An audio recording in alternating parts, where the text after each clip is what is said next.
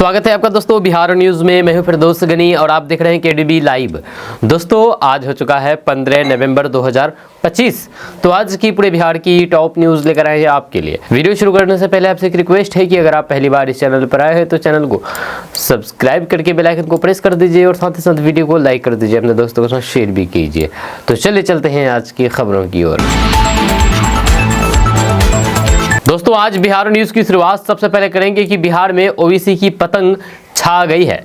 AIMIM ने RJD, Congress, JDU और BJP चारों को हरा दिया है। जब बिहार में एनडीए की आंधी में जहां पर आरजेडी और कांग्रेस जैसे दल की हवा निकल गई, वहीं पर असदुद्दीन ओवैसी की एआईएमआईएम ने 5 सीटें जीत करके अपना लोहा मनवा दिया है। 2020 के विधानसभा चुनाव में भी एआईएमआईएम ने 5 सीटें जीती थी।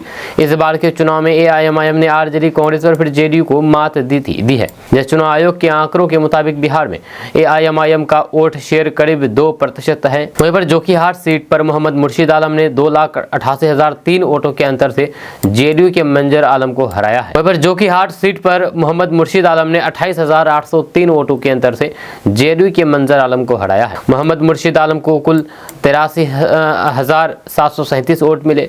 मंजर आलम को 54,934 वोट मिले। जनसुराज पार्टी के सरफराज आलम को 35,354 वोट मिले। वहीं पर बहादुरगंज सीट पर एआईएमआईएम के मोहम्मद तौसीफ आलम ने कांग्रेस के मोहम्मद मुसव्विर आलम को हराया। तौसीफ आलम को 87,315 वोट मिले और उन्होंने 28,736 वोटों के अंतर से जीत हासिल की। वहीं पर लोक जनशक्ति पार्टी रामविलास के मोहम्मद कलीमुद्दीन 57,195 वोटों के साथ तीसरे नंबर पर है। पर कोचाधमन सीट पर एआईएमआईएम के मोहम्मद सरवर आलम ने आरजेडी के मुजाहिद आलम को हराया है। जहां सरवर आलम को 81,860 वोट मिले और उन्होंने 23,021 मतों के अंतर से जीत हासिल की। बीजेपी की बीना देवी 44,858 वोटों के साथ तीसरे नंबर पर रही। वहीं पर अमोर सीट से बिहार एआईएमआईएम के सदर अख्तरुल ईमान जीते हैं। अख्तरुल ईमान को 1,836 वोट मिले हैं और वे 38,928 मतों के अंतर से जीते हैं। जेडीयू के सबा जफर 61,908 वोटों के साथ दूसरे और फिर कांग्रेस के अब्दुल जलील मस्तान 52,791 वोटों के साथ तीसरे नंबर पर रहे। वहीं पर 22 सीट से एआईएमआईएम के गुलाम सरवर ने बीजेपी के विनोद कुमार को हराया है। जहां सरवर को 92,766 वोट मिले और विनोद को 65,515 वोट मिले। वहीं पर एआईएमआईएम प्रत्याशी 27,251 वोटों से जीत हासिल की है। इस सीट पर आरजेडी के उम्मीदवार अब्दुल सुभान 56,000 वोटों के साथ तीसरे नंबर पर रहे। दोस्तों बिहार विधानसभा चुनाव में महागठबंधन की शर्मनाक हार जेजेडी के अध्यक्ष तेज प्रताप यादव काफी खुश हैं। हालांकि वे भी महुआ सीट से चुनाव हार गए हैं, लेकिन वे आरजेडी के प्रदर्शन पर तंज कस रहे हैं। जहां जेजेडी के फेसबुक पेज पर तेज प्रताप यादव ने लिखा कि हमारी हार में भी जनता की जीत छिपी है। जहां हम हार कर भी जीत गए हैं क्योंकि बिहार ने साफ मैसेज दे दिया है कि अब राजनीति परिवारवाद की नहीं बल्कि सुशासन और फिर शिक्षा की हो। जहां आरजेडी के शर्मनाक हार पर तेज प्रताप यादव ने तंज कसते हुए कहा कि ये जयचंदों की हार है। हमने पहले ही कहा था कि इस चुनाव के बाद बिहार से कांग्रेस खत्म हो जाएगी और आज कहना ही क्या है, ये साफ दिख गया। मैं हार कर भी जीता हूं क्योंकि जनता का प्यार, भरोसा और आशीर्वाद मेरे साथ है।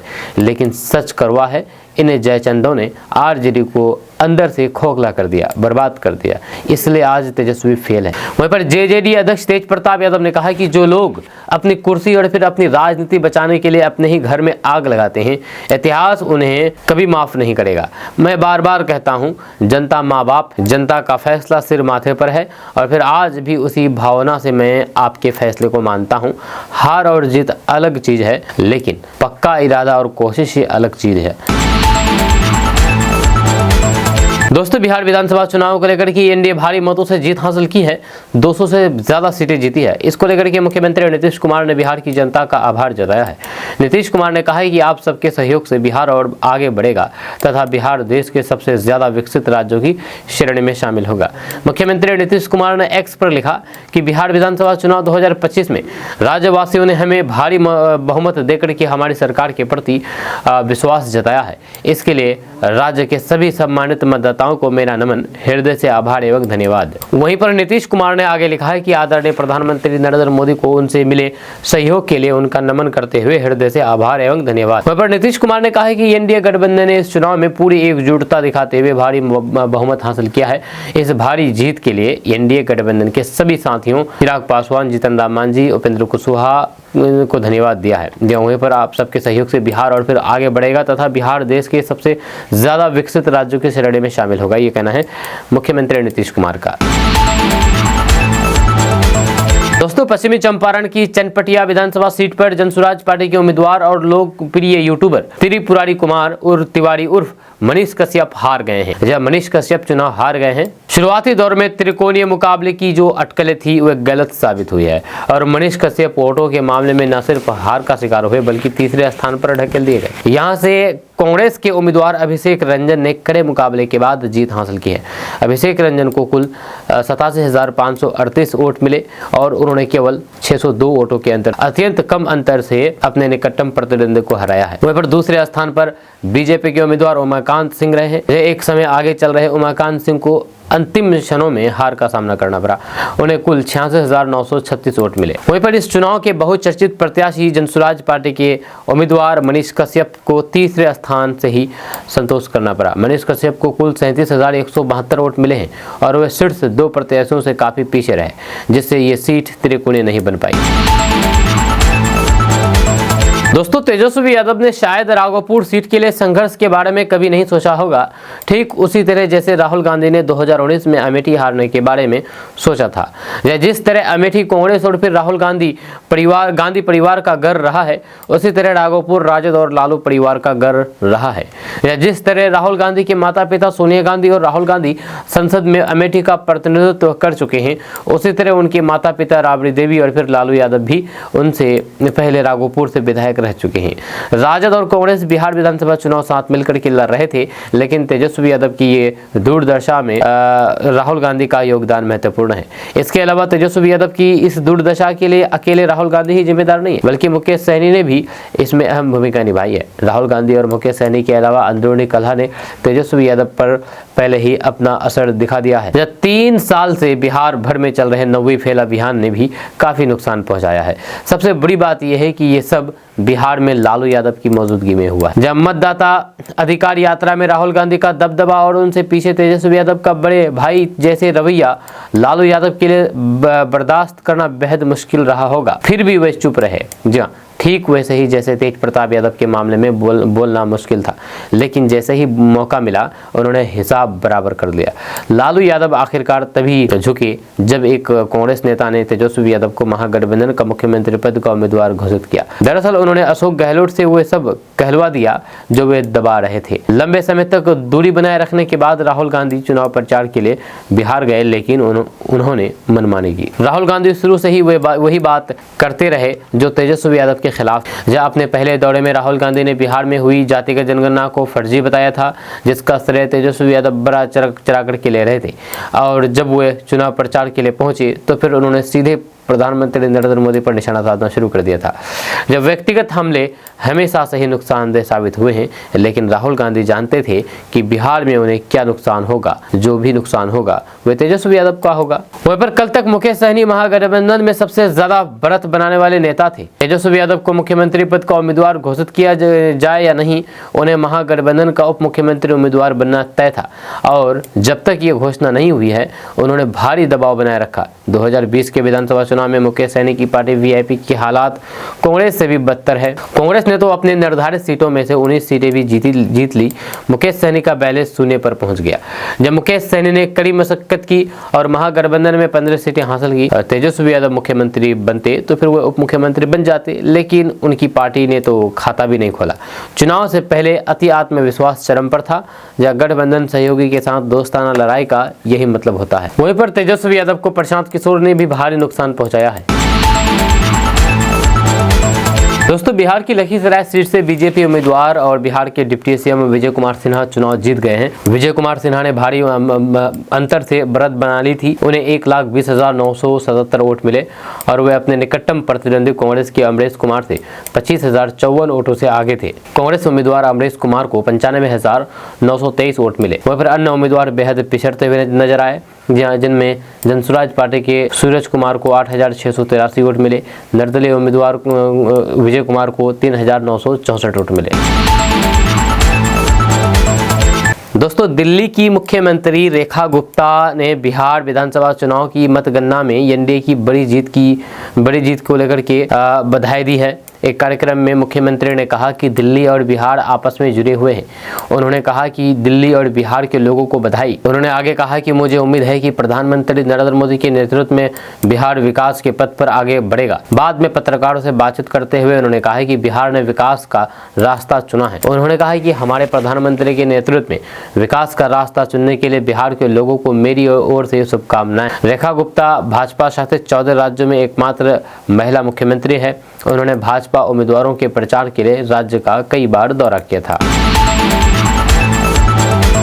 दोस्तों बीजेपी के बिहार प्रभारी विनोद तावड़े ने एनडीए की भारी जीत पर खुशी जताई है, लेकिन ये भी कहा कि जीत महिलाओं को 10,000 देने और पेंशन की रकम बढ़ाने से नहीं हुई है। ये पिछले 10 वर्षों से चल रही मोदी जी की योजनाओं का परिणाम है, जिसके चलते बिहार की जनता ने एनडीए को आशीर्वाद दिया है। जब विनोद तावड़े ने मीडिया से बातचीत करते हुए कहा कि ये कोई चुनाव के पहले जीविका दीदी को 10,000 रुपए देने और वृद्धा पेंशन 400 से 1,100 रुपए करने के रिजल्ट नहीं है। इसके लिए बिहार की जनता ने वोट नहीं दिया है। जब पिछले 10 साल से उज्ज्वला योजना चल रहा है, जहां किसान सम्मान निधि योजना चल रहा है, प्रधानमंत्री आवास योजना का लाभ लोगों को मिल रहा है। ऐसे कई योजनाएं जिसमें जात धर्म ना देखते हुए सभी लाभार्थियों को उनके लाभ एनडीए सरकार पहुंचाती रही है। आज उसी का आशीर्वाद बिहार की जनता ने एनडीए को दिया है। उन्होंने कहा है कि बिहार की जनता ने एनडीए को आशीर्वाद दिया है। जब बिहार में एनडीए की ऐतिहासिक विजय प्रधानमंत्री नरेंद्र मोदी जी का जो कि आकलन था, ज्ञान विकास, गरीब युवा, अन्नदाता यानी कि किसान और फिर महिलाओं के विकास के लिए आप काम करते रहो और फिर इसका आशीर्वाद आपको जनता जरूर देगी। जो यादव और मुस्लिम बहुल इलाके में है वहां 30 सीटें एनडीए की झोली में आई है। दोस्तों बिहार में एनडीए की ऐतिहासिक जीत पर मध्य प्रदेश के मुख्यमंत्री डॉक्टर मोहन यादव ने बड़ा बयान दिया है। उन्होंने इस जीत को सकारात्मक विकास की जीत बताते हुए इसका श्रेय प्रधानमंत्री मोदी के कुशल नेतृत्व को दिया है। इसके साथ ही उन्होंने कांग्रेस और फिर राहुल गांधी पर बड़ा तंज कसते हुए कहा कि शादी के लिए घोड़ी बैंड बाजा बारात सब था, लेकिन दूल्हा राहुल गांधी ही भाग गया था। मुख्यमंत्री मोहन यादव ने कहा है कि बिहार की जनता सुशासन चाहती है और ये जीत उसी का परिणाम है। उन्होंने कहा है कि विकास, प्रयास और फिर विश्वास, ये तीनों एनडीए के साथ है। ये ऐतिहासिक जीत मोदी जी के कुशल नेतृत्व का कमाल है। पीएम यादव ने कहा कि प्रधानमंत्री मोदी ने बिहार के विकास के लिए 15 लाख करोड़ रुपए दिए हैं। जनता ये सब देख और फिर समझ रही थी। उन्होंने कहा है कि जनता मोदी जी के नेतृत्व में विकास चाहती है। ये एक विश्वास है जिस पर देश की जनता ने भरोसा जताया है। जैसे सीएम मोहन यादव ने कांग्रेस नेता राहुल गांधी पर तंज कसते हुए कहा कि शादी के लिए घोड़ी बैंड बाजा बारात सब कुछ था, लेकिन दूल्हा भाग गया। दोस्तों बिहार में इन दिनों ठंड ने दस्तक दे दी है। यह दिन के वक्त तो ठंड का एहसास नहीं हो रहा है, लेकिन सुबह शाम मौसम में ठंडापन काफी बढ़ा है। अगर हम राजधानी पटना की बात करें तो फिर यहाँ पर धूप खिलने के बावजूद भी मौसम में ठंडापन है। यहाँ भी सुबह शाम अधिक ठंड महसूस किया जा रहा है, खास करके शाम के वक्त ठंड अधिक बढ़ रही है। वहीं पर इस बारे में मौसम विज्ञान केंद्र का कहना है कि बिहार के ज्यादातर हिस्सों में दिन के तापमान में 2 से 3 डिग्री सेल्सियस तक की गिरावट दर्ज की गई है। इस कड़ी में पटना में अधिकतम तापमान 28 डिग्री सेल्सियस दर्ज हुआ है। वहीं पर दूसरी ओर बिहार में सबसे अधिक तापमान शेखपुरा में 30.8 डिग्री सेल्सियस और सबसे कम न्यूनतम तापमान औरंगाबाद में 11.6 डिग्री सेल्सियस दर्ज हुआ है, जबकि पूर्णिया जिले में सबसे कम विजिबिलिटी 800 मीटर दर्ज हुई है। जब पिछले 24 घंटे के अंदर बिहार में कहीं भी बारिश नहीं हुई है। वहीं पर मौसम विभाग का कहना है कि अगले 6-7 दिनों तक मौसम शुष्क बने रहने की पूरी संभावना है। अगले 3 से 4 दिनों के अंदर बिहार के कई स्थानों पर सुबह के वक्त हल्के से मध्यम कोहरा छाने की संभावना है। नवंबर महीने में तापमान में उतार चढ़ाव की स्थिति बनी रहेगी। ना खुदा मिला ना विसाले सनम, इधर के रहे ना उधर के हम। दरअसल बिहार विधानसभा चुनाव के नतीजे वीआईपी यानी कि विकासशील इंसान पार्टी को बड़ा झटका लगा है।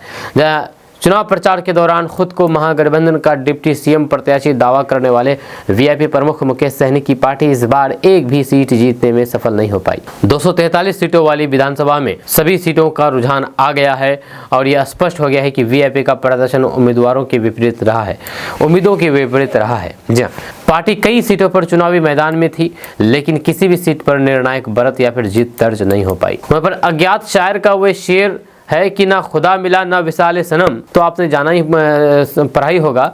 अब यही शेर मुकेश सहनी यानी कि विकासशील इंसान पार्टी के प्रमुख के रूप में ऊपर फिट बैठता दिखाई दे रहा है। बिहार विधानसभा चुनाव के दौरान महागठबंधन की सरकार बनने और फिर डिप्टी सीएम का सपना देख रहे मुकेश सहनी का ये ख्वाब इतनी बुरी तरीके से टूटेगा कि किसी ने सोचा भी नहीं था। मुकेश सहनी की पार्टी का एक भी खाता नहीं खुला है। जहाँ महागठबंधन में वीआईपी रुझानों में सबसे पीछे रहे। आपको बता दूं कि मुकेश सहनी ने 2018 में अपनी विकासशील इंसान पार्टी की स्थापना की थी, जिसके बाद 2020 के चुनाव में उन्होंने 4 सीटें जीत करके एनडीए गठबंधन की सरकार में अहम रोल निभाया था और सरकार में उन्हें मछली पालन मंत्री का पद दिया गया था। जिसके बाद 2022 में एनडीए में विधायकों की हेराफेरी हुई और फिर बिहार में 2020 में बनी सरकार गिर गई, जिसके बाद उन्हें अपने पद से हाथ धोना पड़ा। हालांकि एनडीए सरकार की सत्ता वापसी के बाद उनका मन महागठबंधन की ओर गया और 2025 में वे महागठबंधन के लिए मुख्य दल माने जा रहे थे। फिलहाल मुकेश सहनी 2025 विधानसभा चुनाव में महागठबंधन के सहयोगी हैं और उनकी हालात बेहद खस्ता हो है, क्योंकि एक भी सीट नहीं जीत पाई है।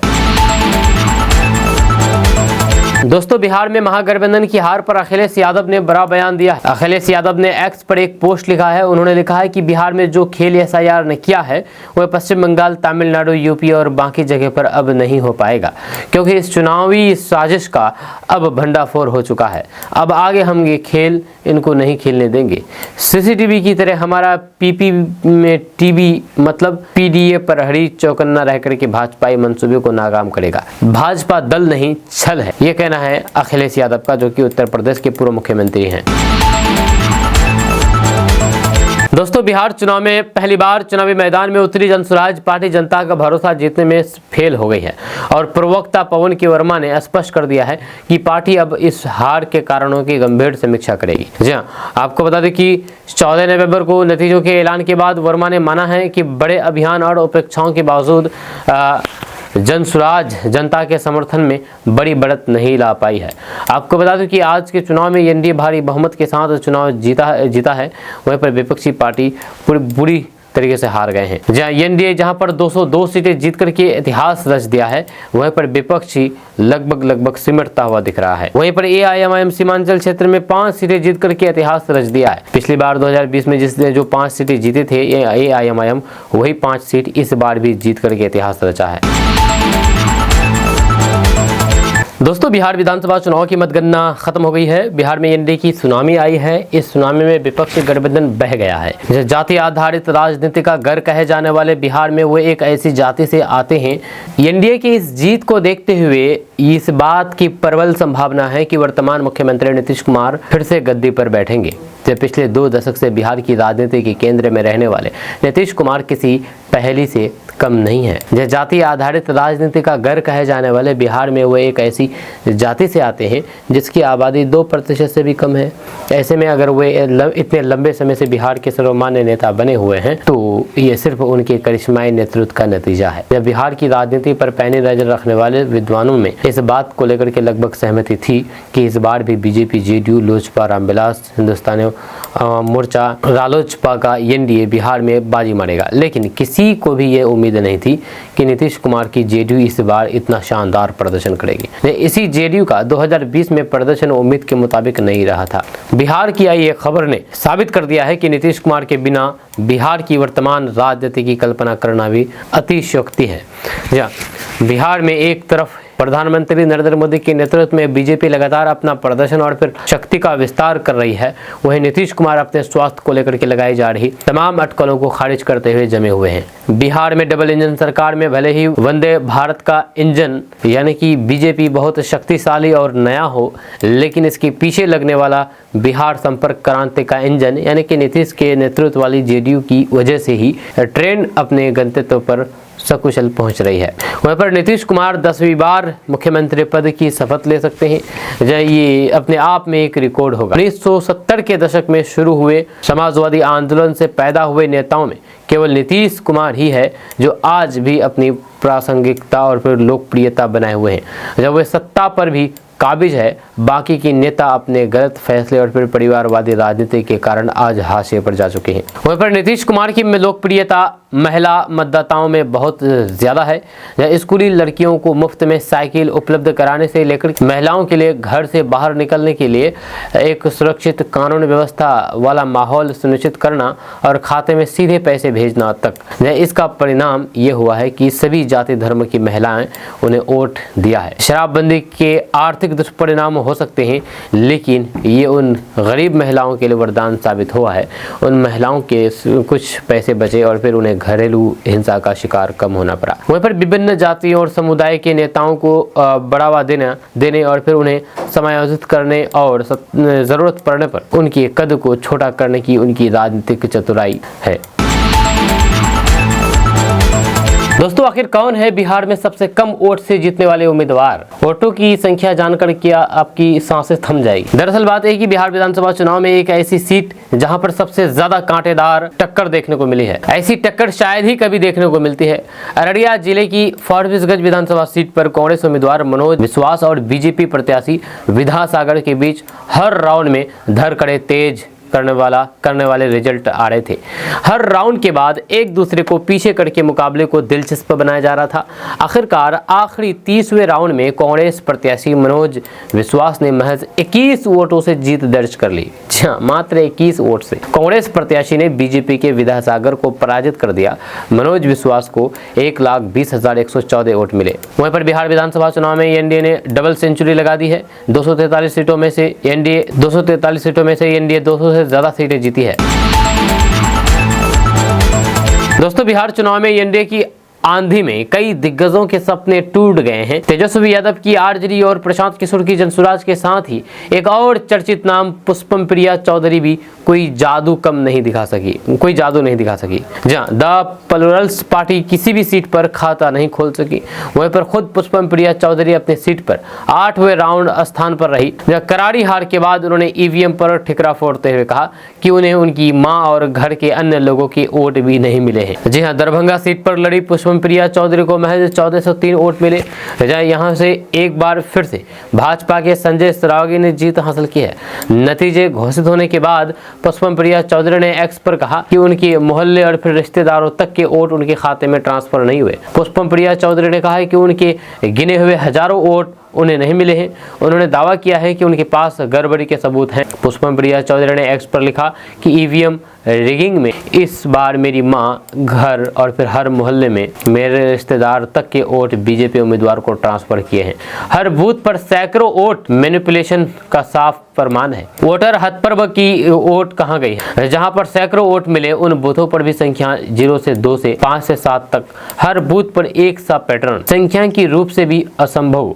शायद जिसे ईवीएम मैनिपुलेट करने का काम किया गया उसे बताया ही नहीं गया है कि इस बार मैं अपने गिरिनगर से चुनाव लड़ रही हूं, जहां मेरे गिने हुए हजारों वोट हैं। इस बार आप लोगों ने बड़ी चूक कर दी है। दोस्तों, बिहार विधानसभा चुनाव में इस बार एनडीए को बढ़त मिली है। जहां एनडीए 200 से ज्यादा सीटों पर जीती है।